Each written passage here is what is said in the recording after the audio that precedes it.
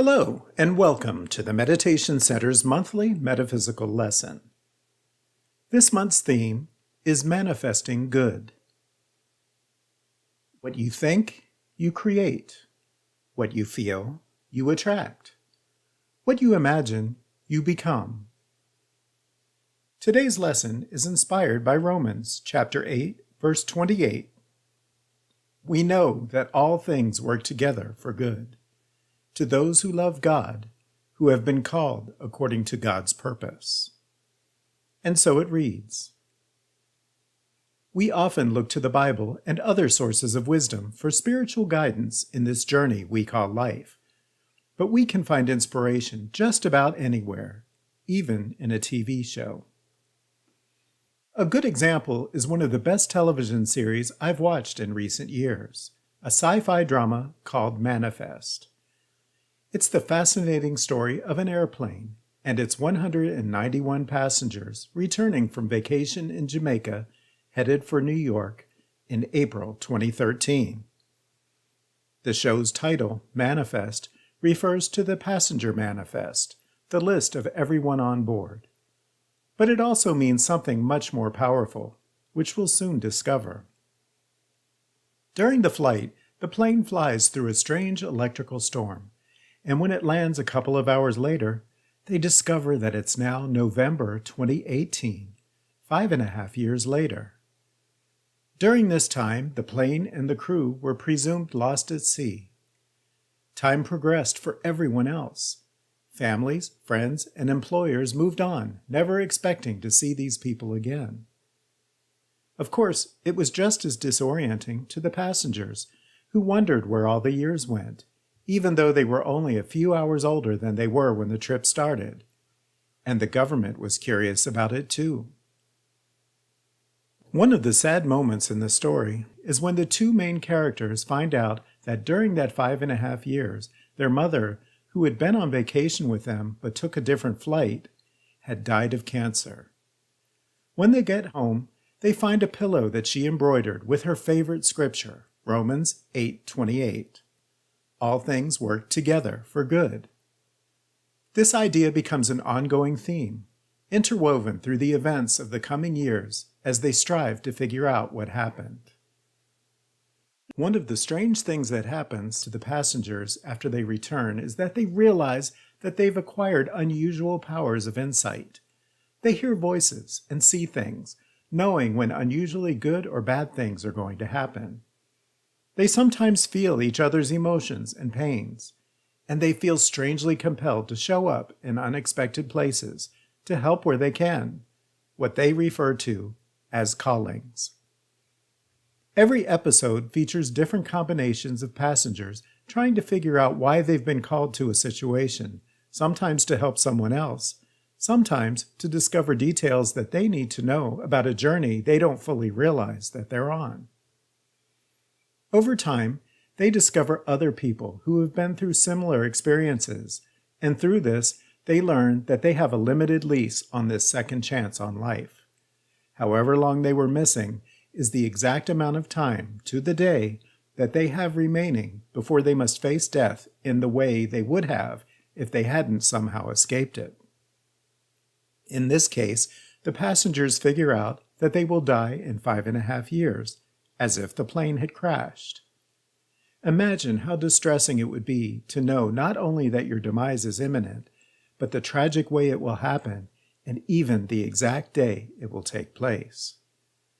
They also discover, quite by accident, that there's a chance to survive their death date if they follow their callings to help people, and in a traditional religious sense, prove themselves worthy. Another ongoing theme is interconnectedness, the oneness of the universe. They experience strange synchronous events that don't seem possible, which makes them realize that it's all connected, over and over again. It's all connected. The government interferes and makes life difficult for the nearly 200 people who didn't do anything except ride an airplane, and the story becomes complicated and often frightening. Fortunately, one government official realizes that these folks are discovering something much greater than all of them, and chooses to help them, instead of allowing them to be guinea pigs for scientific experiments. As I watched all 4 seasons of this program in sequence, I started noticing patterns and how things kept coming back and repeating themselves, reminding everyone that they have important work to do, as often happens to us in our life. Like the scripture, chapter 8, verse 28, the number 828 continually appears in unexpected places. The flight number was 828. One of the first callings brought passengers to a warehouse at an address of 828, where a crime was being committed. All of it pointed back to the mother's favorite scripture, and after watching through 62 episodes, I realized that the entire series is a metaphysical and sometimes literal lesson about Romans 8:28, which is our lesson today. Let's talk about this scripture and what it means to us. All things work together for good to those who love God, who have been called according to God's purpose. We often talk about how we're all expressions of God consciousness, created in the image of God, not in the traditional sense of humans created in the image of a human deity. That would be creating God in our image. Instead, we see God as the creative life force that permeates and expresses in and through everything. And in that image, we also express that same creative life force from within us. Our actions and our judgments create the good and bad that we experience in this life. This is the God we are charged with loving, not an invisible man in the sky. Loving God means loving the God energy that dwells in and emits from each and every one of us. We're all connected, and it's that God consciousness expressing through everyone and everything that binds us together. When we show love, compassion, and kindness, that bond gets even stronger. When we're angry, doubtful, deceitful, or mean, the bonds become weak. When we act from a place of love, we create loving energies. When we act from a place of anger, or fear, or hatred, or selfishness, we create energies that turn us away from the loving energy we could be creating. This scripture reminds us that when we work together, we can create even greater things. And we always do, even when our human judgment deems otherwise.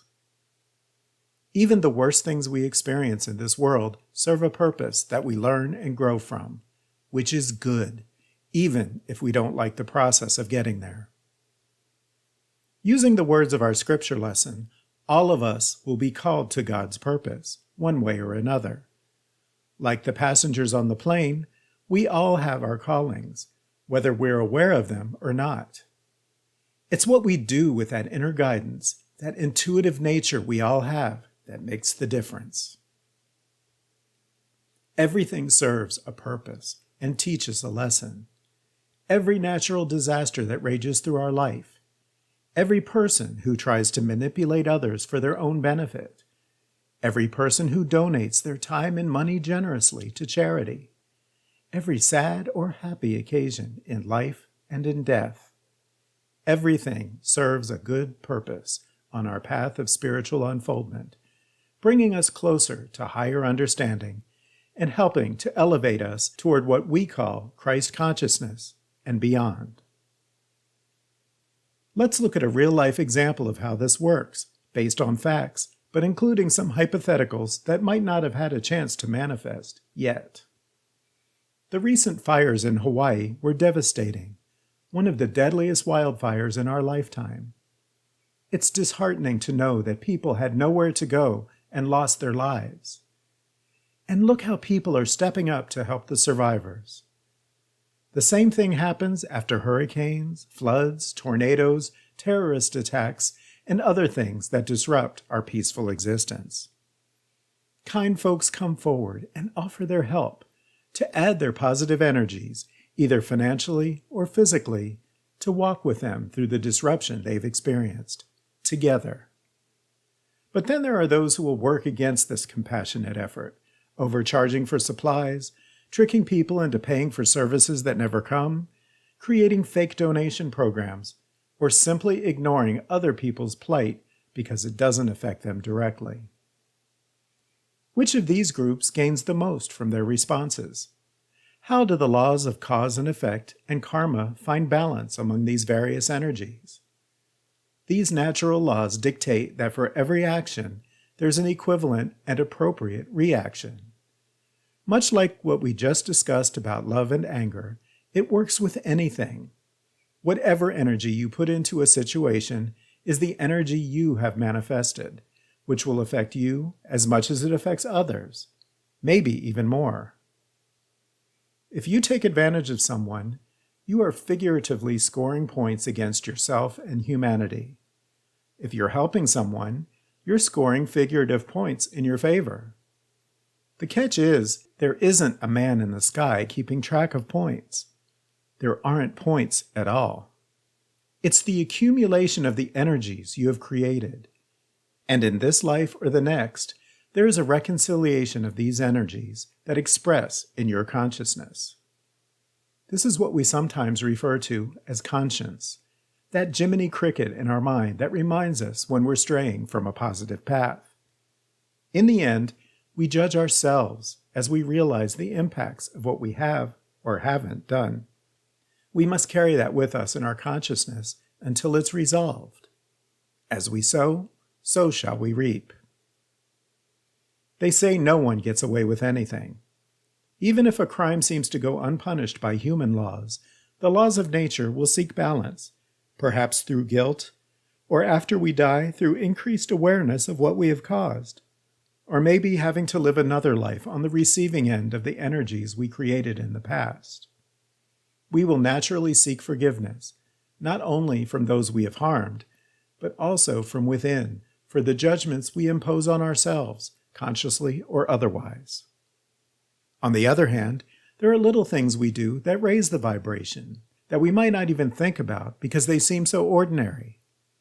Leaving an extra tip for a server who's having a bad day, or helping an elderly person carry their bags to their car, or holding the door open for someone, or sharing a smile with a stranger.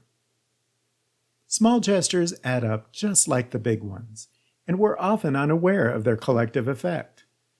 And regardless of what we've done or what we've seen others do, once we're free from our limited human thinking, we will appreciate all of it, the positive and the negative, and what it all has taught us, without judgment. And that brings us back to our television program. As the group of passengers gets closer to what they call their death date or their day of judgment, they start realizing the impacts of their actions and what might happen if they haven't done their best to be loving and helpful to their fellow humanity. Even when the rest of the world thinks these people have evil powers and locks them away, they become family to each other and continue to work hard to lift each other up and fulfill their callings in any way they can. They also start realizing their connectedness with the fiber of the universe, which they start referring to as divine consciousness.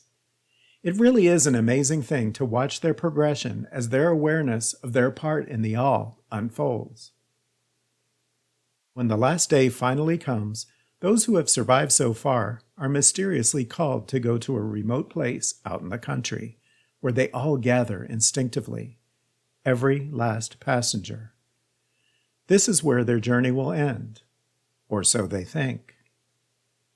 A small group of passengers has decided that they are the chosen ones, the only passengers fit to survive, and have gone into self-preservation mode, often at the expense of others and their lives. They insist that they have to be the first in line, wherever that line might be going, despite the harm that they've caused or ignored, and despite the good that so many others have done. There are others who haven't been as extreme, but they've also given in to selfish impulses to get the most out of what time they have left. One person couldn't care less about helping others, and instead stole a credit card and went on a gambling binge. Another was a pure opportunist, not caring who might be in the way as he took whatever he thought he could get out of them. Another played people against each other for personal gain. Another was consumed with guilt after accidentally killing someone in her attempt to get information that she thought might help the plight of her fellow passengers. They're all carrying these energies in their consciousness. As the final moment comes, strange things start to happen. Each person in the group of self-proclaimed chosen ones begins to burn from within and then explosively turns to ashes as if they had died in a fiery plane crash. Some of the others who have focused on their selfish interests suffer the same fate. A few other people start showing signs of destruction too, until other passengers rush to remind them of all the good things that they've done. Once they become aware of the good they've created, the good they couldn't see within themselves, they find forgiveness, and the process of destruction reverses itself. The key here is that there wasn't some outside force judging them. Judgment comes from our inner perception of the choices we make and the energies we manifest along the way. I don't want to reveal too much of the ending, but as this moment of reckoning occurs, everything goes silent. The survivors find themselves transported to the one place they least expected they would ever be. There are no more trials and tribulations. They have succeeded in a spiritual test of trial by fire, almost literally. They have found their peace, but the handful of people who ultimately failed to learn the lesson are left in ashes. Like the theme of the story, it is all connected. We are all connected to each other and all that is in the universe. Whatever we think, say, and do affects others around us, often in ways we're oblivious to, in positive and negative ways. But when those things we think, say, and do work toward achieving the highest good of all concerned, we all thrive, even if we've stumbled a little along the way. The story of Manifest is not unlike that of the film It's a Wonderful Life, but told on a much grander scale, and in the context of almost 200 people working together, rather than a solitary man finding his own way. It's about awareness of our actions. It's about how our energies intertwine with each other in ways that our human brains may never understand. It's also about taking time to show appreciation for the good that others have done. Like George Bailey, a few of the passengers in the story would have perished if others hadn't taken time to help them understand the good they couldn't see in themselves. If you think about it, none of us can survive alone. We need each other, and we need this planet, and we need to be able to trust and depend on each other, or some may perish, physically, mentally, or spiritually. But all of us will learn and grow. Yes, the name Manifest refers to the list of airline passengers who embarked on the strange journey of Flight 828. But as I said at the beginning, it means so much more. It's called Manifest because of what we as humans manifest when we're faced with challenges. It's how we thrive when we choose to be the best people we can be, and the harm we impose on ourselves and each other when we choose not to. It's all a metaphor for the meaning of life on this planet. What are you manifesting? What are we manifesting together on this journey? As that comforting embroidered pillow in the story reminds us, all things work together for good.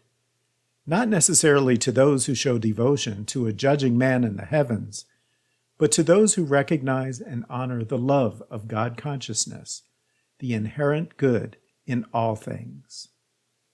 So what does this mean for you? When you find your earthly mind taking you down a negative path, stop, breathe, and call on God or Spirit or your higher self or however you perceive that source of infinite intelligence, and seek that calling which serves the highest good. Think about what you're creating at that moment, and let the answer be your guide. And then work tirelessly to help all of us find our way together.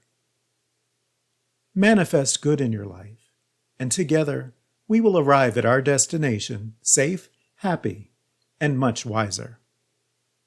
Namaste. For additional lessons and meditation ideas, visit our website at www.meditatewnc.org. Thank you for joining us.